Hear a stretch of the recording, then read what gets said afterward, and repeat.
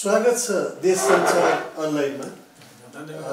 म पहिला त यहाँको राजनीतिक पृष्ठभूमि त होइन तर राजनीतिसँगको सम्बन्धबाट सुरु गर्न चाहन्छु। कति वर्ष कति दशक पुरा गर्नुभयो राजनीतिमा? अब पहिले भएपछि यो इलाम हाई स्कुलमा सुरु हुँदाखेरि नै 2003 सालतिर स्कुल खोल्यो। स्कुल खोलेपछि सबैलाई अनि काङ्ग्रेस बन्न थालेका थिए के त्यो यही स्कुल हेरेर सबै काङ्ग्रेस दार्जिलिङको हुनाले दार्जिलिङ तीर्थको मात्रमा त्यो राजनीतिक जोगाइरहेको अनि भने त्यो र त्यस तत्कालै 2003 साल 4 साल 6 साल 7 सालदेखि 6 सालमा दुईजना हाम्रो केटाहरूलाई पक्रेर लगिदियो। स्कुल पढ्ने केटाहरूलाई नै, एकजना स्कुल पढ्ने केटा, एकजना उसको ज्वाइँ। अनि त्यो त्यसपछि एक किसिमको एउटा आयो, तरङ्ग आयो हो। अनि 7 साल पछाडि तुरुन्तै आइहाल्यो। 7 साल पछाडि त यति साह्रो इन्भल्भ भयो कि कुरै भएन। तर 2003 देखि नै नेपाली काङ्ग्रेस स्थापनादेखि नै नेपाली काङ्ग्रेससँग सम्बन्ध रह्यो। अब त्यहाँ नेपाली कङ्ग्रेस मात्रै थियो, त्यस बेला अरू कोही पनि थिएन। त्यसले गर्दाखेरि त्यहाँ चिने जानेकोहरू सबै नेपाली कङ्ग्रेसमै भए। त्यसले गर्दाखेरि 7 सालदेखि नै त्यहाँ एक किसिमको भएर गयो। फेरि त्यहाँ गोलीगट्ठा नचलिकन एकैचोटि सरेन्डर भयो। त्यसले गर्दाखेरि स्वच्छ किसिमको राजनीति त्यहाँ सुरु भयो। त्यहाँ पहिला सुरु 7 साल त्यो 7 साल माघ 25 गतेदेखि चाहिँ एकदमै भएर गयो हो। त्यहाँदेखि नै सुरु भयो हामीहरूको चाहिँ। त्यसपछि पूर्णकालीन राजनीति नै भयो कि अब शिक्षण पेसा? होइन, त्यसपछि त त्यस बेला केही दिनसम्म त त्यो यही त्यसैमा रहनमा लाग्यो। तर मैले स्कुल छोडिनँ। धेरै केही साथीहरूले पनि स्कुल छोडेन। त्यसपछि त्यो स्कुलभरि फेरि नराम्रो कुरो के भयो भने स्कुल चलिराखेको छ तर स्कुलभरि खालि कहिले हडताल छ, कहिले के छ, कहिले के छ, यसो गरेर स्कुलभरि नै त्यो खालको कुराहरू भइबस्यो। र एकैचोटि म 11 सालदेखि चाहिँ बाहिर गएँ। बाहिर गएर पढ्न आएछ। बाहिर गएर मैले पढाइ पनि बिगारेँ। बाहिर गएर आएर पनि दार्जिलिङ गएर आउँदाखेरि इलाममा सङ्घर्ष भइरहेको छ। अनि सबै केटाहरू गएर ल त आउनु पऱ्यो भने, अनि अब पढाइ छोडेर आउनु पऱ्यो भनेपछि घरमा थाहा नदिकन इलाम बजारमा म 1 महिना बसेँ। इलाम बजार भनेको कस्तो छ भने बजारबाट इलाम मेरो घरमा बोलाउँदा सुनिन्छ। त म 1 महिना त्यहाँ बस्दापछि मैले पढाइ पनि बिगारेँ। अनि पढाइ बिग्रिसकेपछि फेरि फर्केर घरमा गएँ। अनि त्यसो हुँदै के अरे यो बिएडको खुलेको रहेछ। मैले पनि एप्लिकेसन दिएँ। अनि म त भाग्यले मात्रै पढ्नु भ्याएको नपढ्ने हो, मूर्खाउनु पर्ने हो म। मैले एप्लिकेसन त दिएँ। अनि मलाई के भने काठमाडौँमा आइज भने अब काठमाडौँ त्यो बेला कहाँ आउँ जाने? म आउँदिनँ भने चुप लगाएर बसेँ। अनि विराटनगर आइज भन्यो इन्टरभ्यूमा। हेर्नुहोस् है, विराटनगर पनि म आउनु सक्दिनँ। वीरगञ्ज आइज भन्यो, वीरगञ्ज भन्यो, विराटनगर आइज भन्यो। त्यो सौभाग्य हो के हो कि त्यो डाक्टर वुड र डाक्टर जोशी दुईजना इलाममै गयो। नर्मल स्कुल खोलेको थियो। नर्मल स्कुलको चेक जाँचको निमित्त उनीहरू त्यहाँ पुग्यो। त्यही मेरो इन्टरभ्यू भयो। हेर्नुहोस्, त्यो भाग्यले मात्रै भेटेको नहुने। अनि त्यहाँ इन्टरभ्यू हुँदाखेरि नै अनि त स्कुल त भोलि पर्सि त टिचर भइस् भने तँलाई त के चेन्ज गर्छस् भनेर थुप्रो यस्तो क्वेसन गर्न थाल्यो। डाक्टर वुड आएको थियो। अनि उसले क्वेसन गर्न थाल्यो। अनि यतापट्टि डाक्टर जोशी, श्यामराज जोशी त्यो डाइरेक्टर थियो। अनि ऊ चाहिँ नेपालीमा सोध्छ होला भनेर म उतापट्टि भन्छु। उसले पनि अङ्ग्रेजीमा मात्रै सोध्न थाल्यो। अनि मैले भने यतापट्टि किन गर्नु पऱ्यो, बरु अङ्ग्रेजी उता जाने कुरा गर्दा अनि उसले त के चेन्ज गर्छस् त भनेर कुरा गर्दा अनि मलाई के भन्न आएछ मैले जानेर भनेको होइन। मैले एकैचोटि के भन्छ, I will change it according to the changing situation भने। त्यसलाई बडा ठुलो इम्प्रेसन परेछ डाक्टर वुडलाई। अनि त्यसपछि त्यो इन्टरभ्यूले बन्द गर्यो। अनि उनीहरू दुईजना कुरा गर्दो रहेछ। टुडु खेलमा डुल्नु गएको।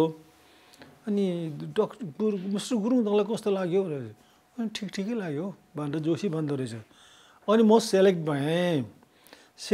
अनि मेरो इन्टरभ्यू रिटन इन्टरभ्यू फेरि त्यहीँ भयो इलाममै। नर्मल स्कुल थियो। नर्मल स्कुलमा त्यहाँ 3 भयो। त्यसपछि हामीहरू 3 जनामा 2 जना सेलेक्ट भयौँ। अनि 2 जना भरे त के अरे त्यो बाबुलाल भन्ने नआउने पर्यो, म एक्लै आएँ। साउनको दिनमा त्यस बेलामा यो फ्लड गएर जताततै बिग्रेको थियो। यो के अरे त जोगबनीतिर ऊ थिएर सब रेलको ऊ निस्किएर फाल्टो बनाएर बल्ल बल्ल लगिरहेको थियो। त्यस्तो बेलामा म एक्लै आएँ। अब सेलेक्ट भइसकेपछि त आउनु पर्यो।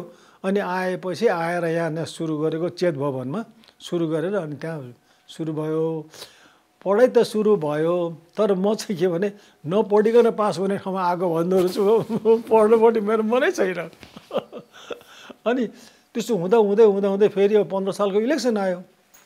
15 सालको इलेक्सनमा अनि अब म त त्यहाँ इलाममा जानुपर्ने भयो। अब धेरै अरू नेताहरू पनि मलाई त जानुपर्छ आउँछु भन्नु भने मैले त अरू स्कुल जस्तो कलेज जस्तै छोडेर जति बेला गए पनि फेरि पढाइ सुरु भइहाल्छ भनेर त गएँ। गयो त कति महिना मङ्सिर पुस माघ फागुनसम्म बज्छ त। यहाँ त सेमिस्टर वाइज रहेछ खत्तम। म त सेमिस्टरबाट त खत्तम भइसकेको छु। ला अब मैले के गर्ने भने अनेक गरेर त्यो मैले भने नि त्यो भाग्यले दिएर मात्रै म भएको नहुने हो। त्यो चाहिँ आफ्नो पढाइको बारेमा आफ्नो पढाइ। अनि त्यहाँ एक दुईजना टिचर चिनेको थियो अगाडि, त्यही बडा हाकिमको छोरी भएर बसेको थियो। उसलाई अनेक गरेर फेरि सेमिस्टरको एउटा एक्जामिनेसन के दिनु लगाएर फेरि मेरो कन्टिन्यू गरेँ। त्यसरी मैले पढेको। मैले सोच्दाखेरि एक्जामिनेसन त्यो लास्ट एक्जामिनेसन सकिसकेपछि त मलाई कस्तो लाग्यो भने राति एक्लै बसिरहेको बेलामा, एक्लै त त्यो बेला त्यस्तो बेला काठमाडौँमा बाहिरको मान्छेहरू इलामको मान्छेहरू त आउँदै आउँदैन थियो। म त 6 वर्ष पछाडि पनि म्याट्रिक मात्रै रहेछु। ल अब मेरो जिन्दगी गयो। अन्त त्यत्तिकै रातभरि निद्रा लागेन। गएँ इलाम गइसकेपछि त्यहाँ उता गरेर सौभाग्यले म पास भएको मैले इन्फर्मेसन पाएँ। त्यसपछि अनि फेरि काठमाडौँ पढ्न आउनुलाई मन लाग्यो। एमएड पढ्नुपर्छ भनेर त्यस बेलामा त्रैलोक्य राज उप्रेती थिए। अनि तिमीहरूले डिभिजन ल्याउने होइनौ, तिमीहरू आएर पढ, पास भइहाल्छौ भने पास भइहाल्छ भने किन नजाने फेरि भनेको मलाई। अनि पद्मबहादुर देवान सर हुनुहुन्थ्यो, उहाँले आएर त्यहाँ इलाममा के अरे बिएड पढेकोहरू पाउँदैन थियो। अनि आएर अनि उनी सेक्रेटरी थिए स्कुलको। जबरजस्ती तँ स्कुलमा काम गर्नै पर्छ, तैँले काम गरिनस् भने म यो सेक्रेटरी पद राजीनामा गरेर हिँड्छु, बुझिस् भनेर। अब म बडा बिलक बन्दा परेँ। अब बुवा आमाहरू पनि होइन अब तैँले अलिअलि कमाएर लिएन, अब हामीलाई पाल्नु पऱ्यो नि भन्न थाले। अनि म जबरजस्ती सरको हिसाबले त्यहाँ पढाउनु सुरु गरेँ। पढाउनु सुरु गरिसकेपछि 12 वर्ष पढाएछु। 12 वर्ष पढाइसकेपछि पढाइ हुँदै भाइ बिमारी भयो भने शनिश्चरीमा बिमारी छ भने मलाई खबर आइदिउँछु। अनि भाइ बिमारी भयो भनेर अनि हामीहरू दुई दाजुभाइ म गयौँ। अनि त्यसलाई लिएर सिलगढी गयौँ। सिलगढीमा चाहिँ मलाई खबर आयो तँलाई पक्रिन्छ भनेर। अनि मलाई किन पक्रिन्छ? म सिधा गरी खाएको मान्छे। यो 29 साल। अनि भाइ हेमबहादुर र म एकदम ठोकाबाजी भयो। बेकार माथि नचाहिँदो कुरो जे हुन्छ त्यो पक्रिँदैन तँलाई भने। गिजा दाजु पनि आउनुभयो, त्यहाँ भेटघाट पनि भयो, तपाईँलाई पक्रिन्छ। उहाँहरू त एक्जाइलमा हुनुहुन्थ्यो। बिबी पनि एक्जाइलमा। अनि तपाईँ नजानुहोस् पक्रिन्छ अनि भाइ हेमबहादुरले भन्छ तँलाई किन पक्रिन्छ? पक्रिनु पर्ने त्यसले के गरेको छस् तैँले भनेर उनीहरू। अनि आयौँ शनिश्चरीमा आज आयौँ। अनि आज त भाइलाई लिएर इलाममा आउनुपर्ने। अनि त्यो गाडी दुईवटा ट्रान्समिट गर्थ्यो उसमा माइखोलामा। बिन्देश्वरी भन्ने एकजना त्यहाँको गाडी मालिक थियो, ऊ ड्राइभर पनि गर्थ्यो। अनि म त्यस कहाँ गएँ बिहान। अनि होइन केपी सर, तपाईँलाई त जानु पर्दाखेरि त बिमारी लिएर जाने, त्यहाँले फ्रन्ट सिट चाहिन्छ, फ्रन्ट सिट मेरो बुक भइसक्यो, भोलि बिहान तपाईँलाई भनेर भन्यो। त्यो खबर लिएर गएर अनि आज भोलि मात्रै जाउँ है भनेर म संसारीमा जाँदै गर्दा मेरो ठुली बहिनी रातभरि इलामबाट राँको बालेर त्यो उसको तराईको उसकोमा 10 बजीतिर 9:30 बजीतिर शनिचर पुगिन्, तिमीलाई रातभरि खोजेको छ, अर्को तिम्रो साथीलाई पक्रिसक्यो भनेर खबर पुग्यो। खबर पुगेपछि अनि भाइ हेमले भने लु त त भाग्नु पर्यो तब। साथी को थियो पक्रेको? हजुर, पक्रेको साथी चाहिँ को थियो? ऊ प्रोफेसर के पर्साई सिके प्रसाई? होइन होइन होइन, सिके पर्साको भाइ, सिके पर्साको उसको के अरे राम ऊ पनि होइन, अझै कलेजमा पढाउँदै थियो, कलेजमा पढाउँदै थियो। के नाम मैले कस्तो बिर्सिन्छु भने त्यो उसलाई चाहिँ पक्रिसकेछ, बेनुको दाजु पर्ने हो, बेनुको दाजु पर्ने हो, पक्रिसकेछ। अनि उनीहरू दौड मलाई खोज्दो रहेछ। अनि त्यो सौभाग्यले नै हो, शनिचरे आएको मान्छे फेरि भाइ बिमारी भयो भने फर्काएर लग्यौँ भाइलाई, भाइलाई फर्काएर भाइलाई लाने न्युले मलाई पनि लग्यो। अनि त्यो काँकरभिट्टामा यसरी छलिएर भाइ फेरि साह्रो भएर फर्केर रहेको भन। अनि हतारपत हामीहरू गयौँ, खोला अस्मेल आइरहेको छ, साउन भदौको हो।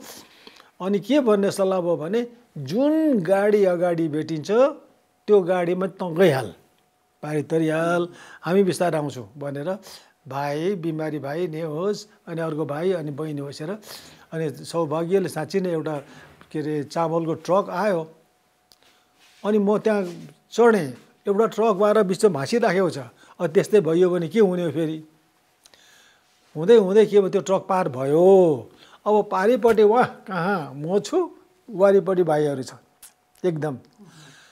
अनि हुँदै हुँदै भरे उनीहरू तरेर गए। अनि हामीहरू त्यही काँकरभिट्टामै बाहिर उसमा बस्यौँ। अनि त्यसपछि अनि मलाई उनीहरूले छोडेर उसमा भाइलाई राख्यौँ के सिलगढीमा खरसाङमा राखेर अनि उनीहरू फर्केर आए।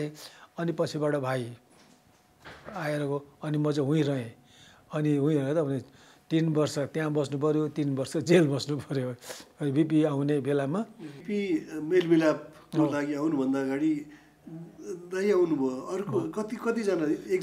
तीनजनाले नेपाल त्यहाँको परिस्थिति बुझ्नलाई हो। को दाइसँग अरू को? 2जना अरूमा मसँग बस्ने बासु कोइराला अनि धर्म गौतम, हामी 3जना चाहिँ हामीहरू आउने भएर आयौँ। अनि हामीलाई यहाँ यहीँ नै पक्रिहाल्यो। पक्रेपछि बासुलाई यहीँ राख्यो।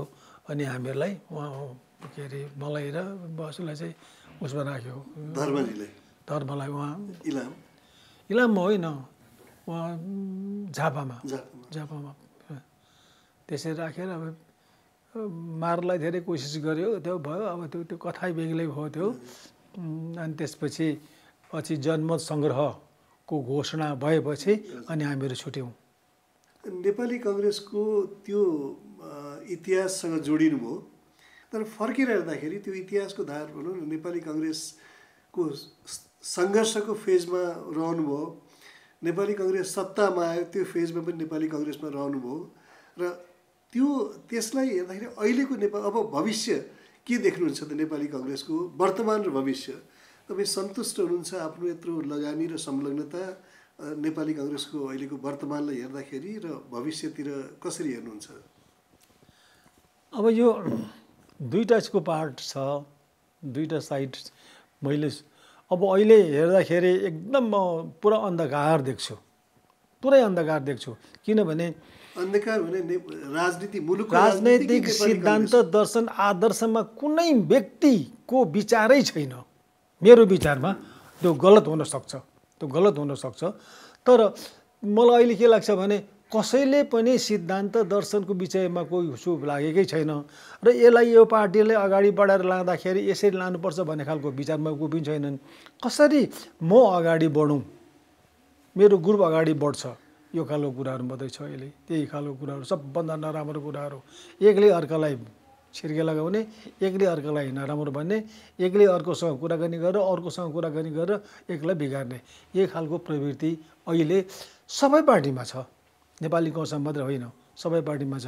तर नेपाली कङ्ग्रेसको छ, तर नेपाली कङ्ग्रेसको हुती बेगरको छ, हुती बेगरको, म भन्छु हुती बेगरको। यिनीहरू अहिले हामीहरू कोही कसैले पनि के गर्छु, अब म त अहिले यस किसिमको निष्क्रिय जस्तो भएर बसेको छु। भन्दा अगाडिको चुनावमा मैले लेखेरै दिएको थिएँ भने के भने केन्द्रीय कार्य समितिको बैठक भइराखेको थियो हुँदाहुँदै अनि शेरबहादुरजीले के भन्नुभयो भने मलाई एक दिन फोन गर्नुभयो, केपीजी राति 12-1 बजेसम्म 2 बजेसम्म मिटिङ गर्नुपर्छ, अब तपाईँ सक्नुहुन्न, बुढो मान्छे, त्यसले गर्दा मैले तपाईँलाई त्यो कमिटीमा राखिनँ भन्यो। ठिक छ, राम्रो गर, भइहाल्यो नि भनेर मैले भने। अब त्यो दिउँसो गर्दा पनि त हुन्थ्यो, किन राति 12-2 बजे किन गर्नुपर्ने भनेकै शब्द यही हो। अनि ठिकै छ त, अब त्यहाँ कन्फिडेन्सली केही कुरा गर्नु पऱ्यो थियो होला, कोही काहीँ केही कुरो गर्नुपर्ने थियो होला, ठिकै छ, मैले चुप लागेँ, केही पनि भएन मैले। अनि त्यसपछि भयो, कस्तो कस्तो मिटिङ भयो, के भयो, सबै कुरा भयो भरे, अनि इलेक्सन भयो। अनि इलेक्सन भइसकेपछि मैले कति ठाउँमा मैले यो खालको गलत हुन्छ नगर्नु है भन्दाखेरि उहाँले कसैले मान्नु भएन, कसैले पनि मान्नु भएन। त्यस बेलामा शेरबहादुरजीलाई अब आफ्नो आफ्नो मान्छेलाई दिएपछि त शेरबहादुरजीलाई सघाउने नै भयो सबैजना, त्यही भयो। अनि जब सकिसकेपछि अनि मैले लेखेरै दिएको छु, राति 2 बजे 3 बजेसम्म पनि मिटिङ गर्नुभयो, राम्रो गर्नुभएको होला, तर रिजल्ट के निस्क्यो? सबैजनाले आफ्नो आफ्नो मान्छे दिनुभयो, सबैजनाले हार्नुभयो। 4 जना, जम्मै 4 जना जितेको न छ, 4 जनाले जित्यो, 4 जना चाहिँ बधाई, तर सबै पार्टी ध्वस्त भयो। त्यसले गर्दा अब सबभन्दा राम्रो के हुन्छ भने अधिवेशन गरौँ, अधिवेशन गर्नुहोस्, अनि अर्को नयाँ ढङ्गले गरेर सोच्नुहोस्। यो 4 जनाले जित्यो भने 4वटा नेताहरू, शीर्ष नेताहरू, 4 जना नेता, सशस्त्र नेता कहाँ नेता? रामचन्द्रले जितेन, उसले शेरबहादुरले जिते एउटा, तर अब त्यसपछि पछाडि राम्रोसँगले लिएर जानुपर्ने भएको हुनाले नयाँ सिरियलबाट सुरु गर्नुपर्छ। तपाईँहरूले आफ्नो आफ्नो मान्छेलाई दिँदाखेरि के हुँदो रहेछ देखिहाल्नुभयो, अब नयाँ ढङ्गले गर्न जानुहोस् र अधिवेशन गरौँ भनेर भनेको। अब मेरो भनाइलाई कसैले कुरा गर्नु परेन, सबैजना आफू आफूले हारेका थिए, आफ्नो आफ्नो डम्फु बजाए, सकिए, त्यही हो। अब त्यसपछि पछाडि सबैजनाले आफ्नो आफ्नो ढङ्गले फेरि केन्द्रीय कार्य समितिमा आफू गरे आफ्नो। त यो सुरुवातमै मैले भनेको थिएँ, यो यस्तो ढङ्गले लाँदाखेरि भोलि पार्टी ध्वस्त हुन्छ है, यसो गर्नु हुँदैन भनेर किसिनजीले पनि भन्नुभएको थियो। अनि मैले यो पनि भने यो नगरौँ। म महासचिव हुँदाखेरि मैले के अर्थ लगाएको थिएँ भने प्रत्येक महिनामा सक्रिय सदस्य हुनुपर्छ जिल्लामा। यो महिनामा यतिजना सक्रिय सदस्य भए भनेर लेखिनुपर्छ। त्यो जिल्लाले सिफारिस गर्नुपर्छ, सिफारिस गर्छ त्यहाँ लेखिनुपर्छ। त्यो केन्द्रमा जान्छ। त्यो असार महिनामा यति भयो भने चाहिँ असार महिनाको बन्द भयो, त्यो फेरि पाउँदैन। अनि साउनमा यति भयो अनि अधिवेशन हुनुभन्दा 6 महिना अगाडिदेखि चाहे अधिवेशन होस् या नहोस् बन्द हुनुपर्छ। यो खालको नीति हुनुपर्छ भनेर मैले राखेको, लेखेर दिएको। तर त्यो अब अहिले के छ, अहिले यति बेला आफ्नो आफ्नो ढङ्गले सिफारिस बनाउँछन्, सबै कम्युनिस्टहरू आउँछन्, भोट हाल्छन्, भोलिपल्ट जान्छन्, कोही पनि अर्नासेर कोही पनि हुँदैन भनेर यो खालको प्रविधि हुँदैन है, नगरौँ भनेर मैले म महामन्त्री हुँदाखेरि, गिर्जा दाई हुँदाखेरि, सुशील कोइराला हुँदाखेरि मैले राखेको यो। तर सबैजनालाई त्यही चाहिएको रहेछ, गिर्जा दाईलाई पनि त्यही चाहिएको रहेछ, सुशील कोइरालालाई पनि त्यही चाहिएको रहेछ, रामचन्द्रलाई पनि त्यही चाहिएको रहेछ, शेरबहादुरलाई पनि त्यही चाहिएको रहेछ। अहिले त्यही भइरहेको छ। अब अहिले सबैजना विरोध गरिरहेको छ, केन्द्रीय कार्य समितिले त्यत्रोजना मान्छे थपिदियो, उसले थप्यो। जब अब अहिले विधानमा छैन, यहाँ छैन भने के गर्छ, उसले थपिदियो। अब कोही करार केही नहुने भयो त्यहाँ भने। यस्तो खालको व्यवहारहरू, यस्तो खालको अर्गनाइजेसनहरू अहिले नेपाली कङ्ग्रेसमा आइरहेको छ। तर अनि म भन्दै थिएँ, यो एउटा पार्ट भयो। तर अर्को कुरो चाहिँ यसले गर्दा निराश, एकदम म निराश जस्तै छु भन्नु पऱ्यो, निराशै हुने बाटो पनि छ यो। तर बिपीले के भनेका छन् भने एकपल्ट सुकिला मुकिलाहरू एकदम अगाडि पुग्छन् अनि सबै के अरे सङ्घ हामीहरूको सङ्घ ध्वस्त हुन्छ। तर त्यसपछि पछाडि फेरि सुरुवातबाट अर्को पनि हुन्छ है, गाउँघरबाट फेरि काङ्ग्रेसबारे सुरु हुन्छ भनेर उसले भन्दा त्यो हुन्छ कि भन्ने जस्तो लाग्छ। किन भन्नुहोस्, आजभन्दा झन्नै 10-12 वर्ष अगाडि हो क्यार म यो तनहुँको पुलिङ मराङ भन्ने ठाउँमा त्यहाँ धेरैजना शहीद पारेको रहेछन्। त्यहाँ एउटा शहीद स्मारक समिति बनेको रहेछ। तर उनीहरूले शहीदहरूलाई एउटा ठुलो ग्राउन्ड बनाएर त्यहाँ उनीहरूको मूर्ति राख्ने खालको यो रहेछ। त्यहाँ उद्घाटन गर्नु के अरे शिलान्यास गरिदिनु भनेर मलाई बोलाएर लगे। अनि गयौँ म अनि त्यो अरू पनि गएको छन्, कर्णेल पनि गएको छ, लालकाजी पनि गएको छ। त्यहाँबाट फर्केर आएपछि अनि तनहुँमा फेरि बरभन्ज्याङ भन्ने ठाउँमा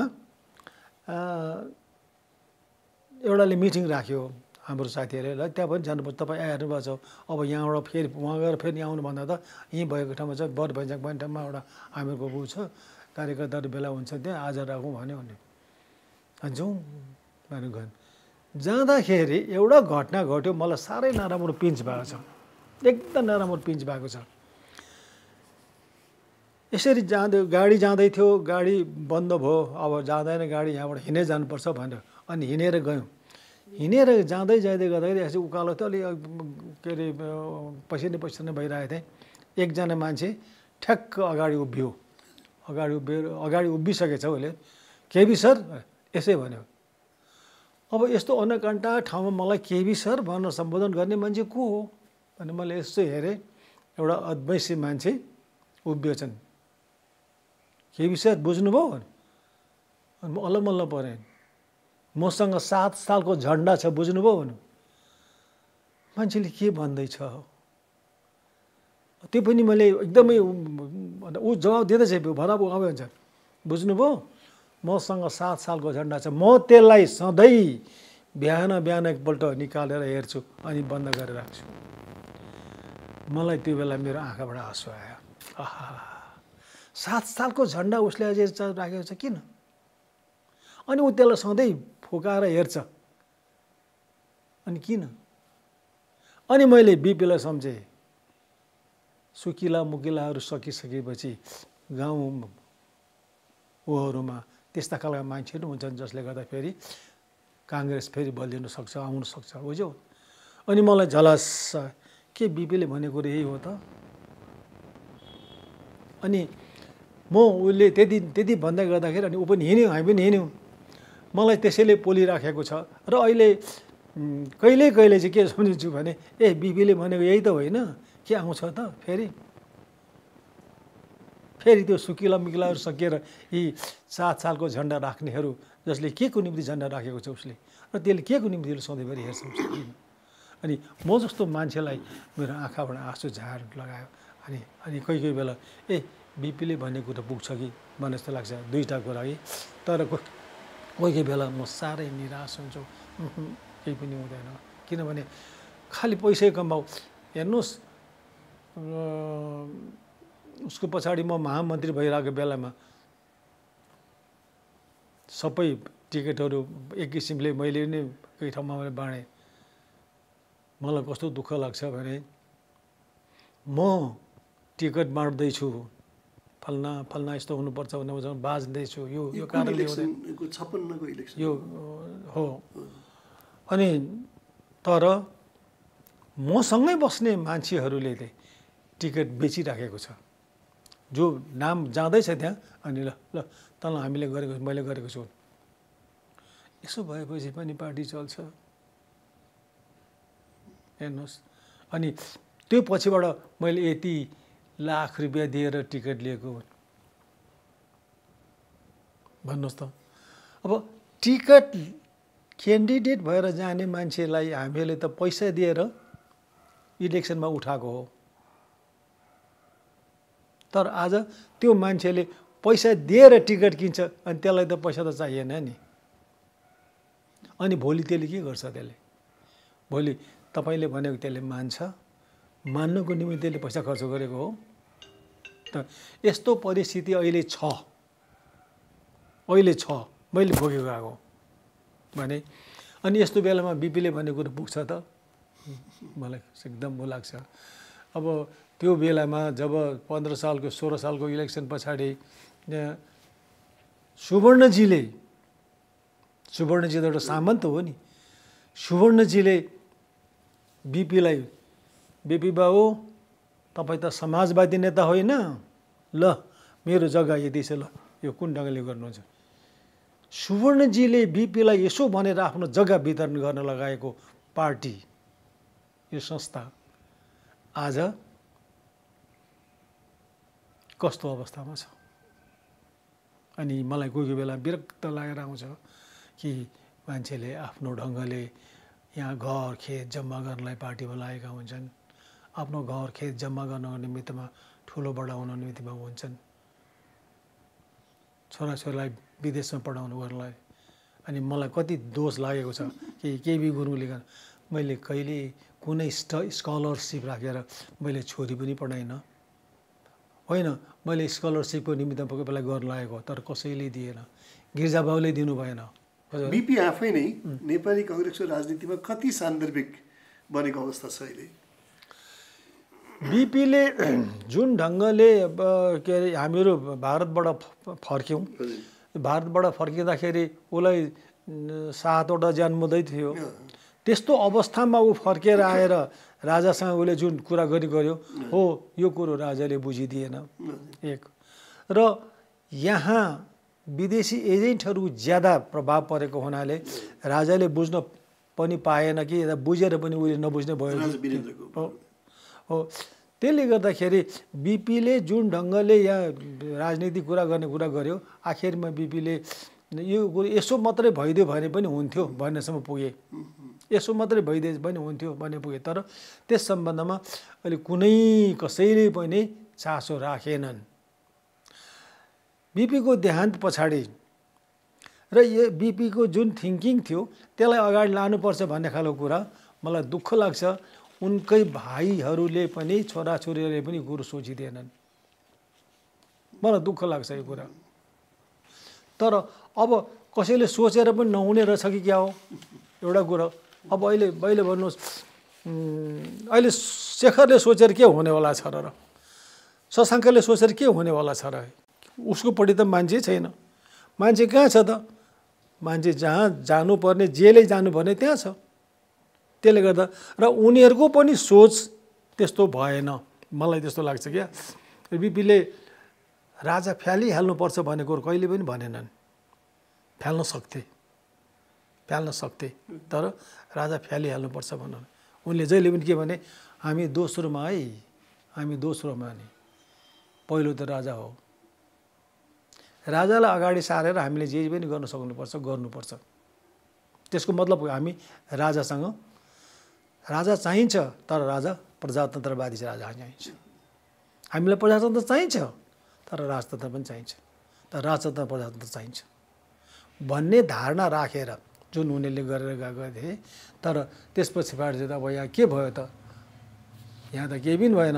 कुन बिन्दुमा अथवा कुन कारणले गर्दाखेरि नेपाली कङ्ग्रेसको त्यो मान्यतामा परिवर्तन आयो? जस्तो भनौँ न 62-63को आन्दोलन, राजा हटाउने जुन नेपाली कङ्ग्रेसले त्यसको अग्रसरता लियो, त्यसको पछाडि कतिको गहिरो सोच र नेपाल बिपीको जुन मान्यता थियो त्यो मान्यताभन्दा फरक बाटोमा हिँड्ने त्यो बेलाको कारण एउटा कुरो त सबभन्दा पहिला बाजे राजा महेन्द्रले नै के अरे बिपीलाई चिन्दैनन् र उनको अहमपन र आफैले गर्छु भन्ने खालको जुन थियो त्यसले गर्दाखेरि बिपी र उसँग बिग्रेको। र राजा महेन्द्रलाई पनि अब अहिले प्रजातन्त्रवादी भनेर भन्छन्, सबै कुराहरू भन्छन् होला, मैले नबुझेको पनि हुनसक्छ। तर मलाई कोही बेलामा कस्तो लाग्छ, नराम्रो लाग्छ कि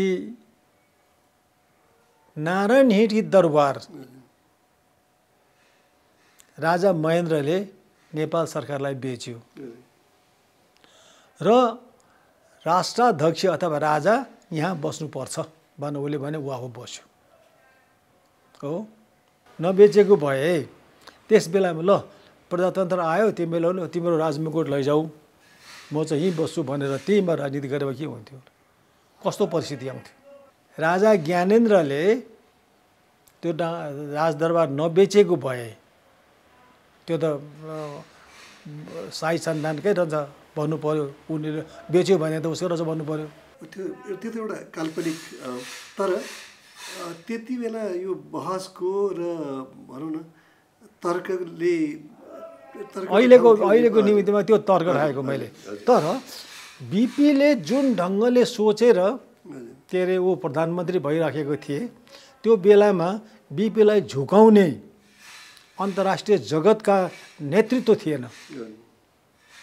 सबभन्दा ठुलो कुरो इन्डियाले जुन ढङ्गले सोचेको थियो त्यो कुरो भएन र इन्डियाले यसलाई उल्टो ढङ्गले सोच्नुपर्ने बाध्यता भयो। त्यो बेलामा इन्डियाले जसरी जुन ढङ्गले सोचेको थियो त्योभन्दा उल्टो यो पछि होइन। अब यो कुरो त्यति बेला नै के अरे जब के अरे मुस्ताङ काण्ड घट्यो नि, हो त्यो बेलामा नेहरूले दिएको भाषणको जवाफ बिपीले जुन ढङ्गले दिए र त्यसलाई नै फेरि इन्डियाले जुन ढङ्गले स्वीकार गरेर आयो, हो त्यो नै सबभन्दा ठुलो मिसाल हो, सबभन्दा ठुलो मिसाल हो। बिपीले हामीसँग के भन्थे भने त्यो सुविधाहरू मारेकोमा तिमीले बोल्नु पर्छ छैन भएर, किनभने संसारमा चाइनाले कसैसँग पनि माफी मागेको छैन, हामीसँग माफी मागेको छ। बुझ्यौ? यो हाम्रो गौरव कुरा हो। बिपीले भनेको छ त्यो सुविधाहरूलाई जुन मारेको थियो, हो त्यसले गर्दाखेरि यसले बिपी कोइरालाले जुन ढङ्गले देशलाई एउटा राम्रो ढङ्गले नाटिराखेको थियो, त्यो बेलामा राजा महेन्द्रले कुरो बुझिदिएन।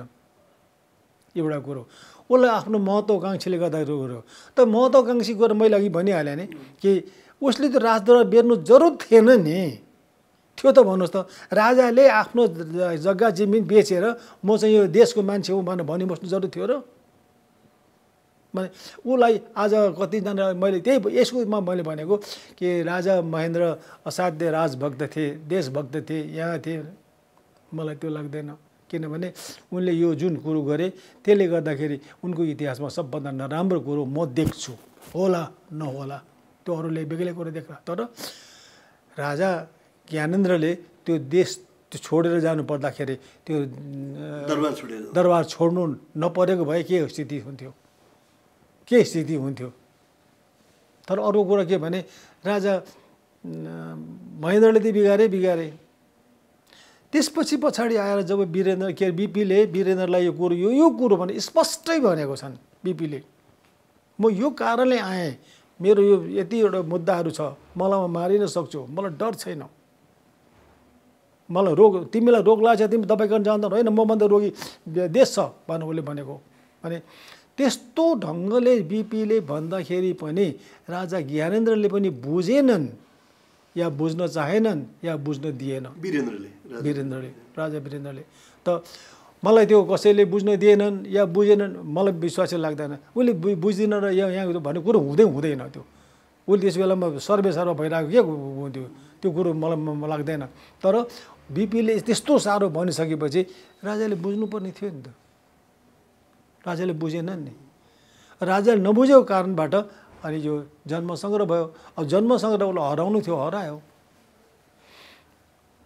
अब त्यो जन्मसङ्ग्रह हारिन्छ भन्ने कुरो सबैलाई पहिला पनि थाहा थियो, हो। त यसले गर्दाखेरि बिपीले जुन ढङ्गले यो देशमा प्रजातन्त्र र राजतन्त्रलाई जुन ढङ्गले एउटा बराबरी लानुपर्छ है भनेर सोचेका थिए, त्यस्तो सोच्ने अर्को व्यक्तित्व नेपालमा राजनीतिज्ञ भएन। सबभन्दा ठुलो गल्ती त्यो हो यो। र राजा आफैले पनि राजा महेन्द्रले त गरेन, राजा वीरेन्द्रले पनि त्यत्रो साह्रो भन्दाखेरि पनि राजा वीरेन्द्रले पनि गरेन। त्यसले गर्दा राजा वीरेन्द्रले पनि नगरेपछि अनि एकैचोटि गएर राजा ज्ञानेन्द्रको हातमा पर्यो। राजा ज्ञानेन्द्रले देशमा राजनीति बुझेन। मलाई के लाग्थ्यो भने यो त बडा बुद्धिमान छ, बडा व्यापारी छ यो मान्छे। तर मैले भन्नुपर्दा उनी अहिलेको राजनीतिमा साह्रै बुद्धु देखा परे। उनले यो कुरो गर्न नहुने कामहरू गरे। त्यसले गर्दा नेपालमा राजतन्त्र गयो। हामीले भन्नुहोस् नेपालमा राजतन्त्र चाहिँ नेपालीहरूको चाहनाबाट र नेपाली काङ्ग्रेस लगायतको नीतिबाट गयो अथवा त्यसमा अरू फ्याक्टर्सहरू पनि? होइन, अरू फ्याक्टर्सहरू थुप्रै आइहाल्ने भयो। जस्तो कि राजतन्त्र नेपालबाट जानुपर्छ भन्ने खालको नेपालीहरूको नेपालमा बस्ने राजनीतिज्ञहरूको मात्रै होइन यो। बाहिरहरूको पनि ठुलो भयो, सबभन्दा ठुलो बाहिरको हो। यो बाहिरी प्रेसरलाई नै बिपी कोइरालाले राम्रो बुझेर नै यसलाई जोगाउनु पर्छ भनेका हुन् उनले। तर त्यो बिपीको भनाइलाई राजा आफैले बुझिदिएन मेरो भनाइमा अथवा मेरो विचारमा त्यो लाग्यो। हुन नसक्छ, म गल्तीमा हुन सक्छु, तर राजा आफैले पनि बुझेन। राजा ज्ञानेन्द्र वीरले बुझेन, बुझ्ने कोसिस गर्यो होला केही हदसम्म, तर उसलाई जुन कार्यान्वयन गर्नको निमित्तमा उसको हातमा जो थियो त्यो गरेन। देखेकोले हुन्छ, देखेकोले हुँदैन भन्छ खालि त्यस्तो लाग्यो मलाई त्यो। अब अहिले ज्ञानेन्द्रले जतिसुकै गरे पनि म त्यो सम्भव देख्दिनँ। अब त्यो सम्भव देखाउनु निमित्तमा त निकै ठुलो परिवर्तन आउनुपर्छ। जुन संविधान सभाको पहिलो बैठक थियो, त्यसको अध्यक्षता गर्नुभएको थियो एउटा नेपाली काङ्ग्रेसको नेताको रूपमा र नेपाली नागरिकको रूपमा अनि प्रजातन्त्रको आन्दोलनमा सधैँ सक्रिय रहेको व्यक्तिको रूपमा त्यो निर्णय जब सदनको त्यो निर्णय गर्दाखेरि अथवा त्यो निर्णयको घोषणा गर्दाखेरि तपाईँको मनमा के कुराहरू लागिरहेका थियो, जुन भनौँ न द्वन्द्वको बिचमा अथवा प्रक्रियाको कुराहरू पनि उठे अथवा त्यसले ल्याउने इतिहास, भावी इतिहासको बारेमा पनि अनेक तर्कनाहरू भयो होला। कसरी त्यो क्षणमा तपाईँको दिमागमा के बितिरहेको थियो? होइन, मलाई त्यस बेलामा यस्तो ढङ्गले जान्छ होला भनेर मैले अलिअलि कल्पना गरेको थिइनँ, साँच्चै कुरा हो। किनभने त्यो बेलासम्म गिरिजाप्रसाद कोइराला प्रधानमन्त्री नै थिए र यो परिस्थिति ल्याउनुकोमा पहिलेबाजी उनलाई अब त्योभन्दा अगाडिको पार्लियामेन्ट त्यो 56 सालको इलेक्सनको पार्लियामेन्ट हो नि त्यो। यो सङ्घर्षको यो 10 सङ्घर्षबाट भएको हो र त्यो इतिहासले त कहिले पनि मान्दैन नि, मान्छ त मान्दैन नि हो। त्यसलाई लिएर त्यो पार्लियामेन्टले पास गरेको छ नि त। अब उपरान्त राजाको छोरी पनि जेठो चाहिँ राजा हुन सक्छ। अब उपरान्त राजाका धन सम्पत्तिमा ट्याक्स लाग्न सक्छ। अब उपरान्त यी भनेर चाहिँ 5वटा पास गरेको छ, पार्लियामेन्टले पास गरेको छ। त्यो 56 सालको इलेक्सनमा आएका पार्लियामेन्टले पास गरेको छ हो। त्यो कुरालाई हो पुनः हो त्यो पास गरिसकेको उसलाई त्यो त एउटा म्यान्डेट हो नि। त्यो बेलाको प्रधानमन्त्रीले त्यसलाई म्यान्डेटको रूपमा लिएर अगाडि बढेको भएदेखि त्यो मान्छे कहाँ पुग्थ्यो भन्नुहोस् त? देशमा प्रजातन्त्र र राजा कहाँ पुग्थ्यो, कुन ढङ्गले जान्थ्यो? तर त्यस बेलामा त्यसपछि एकैचोटि पार्लियामेन्ट पास गरेर एकैचोटि संविधान सभाको चुनाव गर्नुपर्छ भनेर कसैले भनेकै थिएन थियो। कोही पनि संविधान सभाको निमित्तमा हुनुपर्छ भनेको दिमागमै थिएन। एकैचोटि संविधान सभाको चुनाव भन्ने कुरा आयो। त्यो कुरालाई राजाले मान्यो, मान्न नहुने थियो कि राजा वीरेन्द्रले जुन ढङ्गले गरेको थियो त्यो ढङ्गले पार्लियामेन्टले पास गरेको ल त्यसमा जाउँ। र सबैभन्दा ठुलो कुरो गिरिजाप्रसाद कोइरालाले यसलाई ठिक लिएर गएको भएदेखि कोही बोल्ने थिएन। गिरिजाप्रसाद पावरफुल, एकदम डरलाग्दो पावरफुल प्रधानमन्त्री हुन्थे, राजा उसको आफ्नो ग्रिपमा हुन्थ्यो। तर किन गरेनन् गिरिजाप्रसादले? एउटा कुरा त्यो जुन चाहिँ भारतको 12 बुँदेको कुरा आइरहेको छ, त्यसमा पनि एउटा बुँदामा के भनेको छ भने निरङ्कुश राजतन्त्रको अन्त अथवा यो 12 बुँदे सँगसँगै अहिले के लाग्छ माओवादी र भारतको कुनै अघोषित अथवा कुनै समानान्तर खालको सम्झौता हुन सक्छ? यो त्यस कारणले त बिपीको भाइ हो गिरिजाप्रसाद कोइराला भनेर हामी भन्थ्यौँ, होइन त त्यो बेलामा पार्लियामेन्टले त्यत्रो पास गरेर म्यान्डेट दिइसकेपछि उसले राजालाई र जनता उसको हातमा थियो नि। कुन चाहिँ माओवादीको मान्छेले त हामीहरू मात्रै 10-15-100 मान्छेहरू होला त्यसलाई यसो पैसा दिएर पठाउँ भनेको त हो नि। माओवादीको त्यत्रो प्लाटुन बनाउने त गिरिजाप्रसाद कोइराला हो नि। त्यत्रो बिना पैसा खर्च त गिरिजाप्रसाद कोइराला हो नि। भने माओवादीले के चाहेको थियो त्यो त सबैलाई थाहा छ, सबैलाई थाहा छ। त माओवादीलाई कसले चलाएको थियो त्यो पनि थाहा छ। भने माओवादी पछिबाट कसो ग्रुपमा जान थालेको छ त्यो पनि थाहा छ। भनेपछि अब त्यसलाई सम्हाल्नको निमित्तमा राजाले पनि मौका पाएको थियो अनि गिरिजाप्रसादले पनि मौका पाएको थियो। तर गिरिजाप्रसादले पनि अर्कै ढङ्गले सोचेर गयो र राजाले त्यो खालको बुद्धि पुर्याउनै सकेन।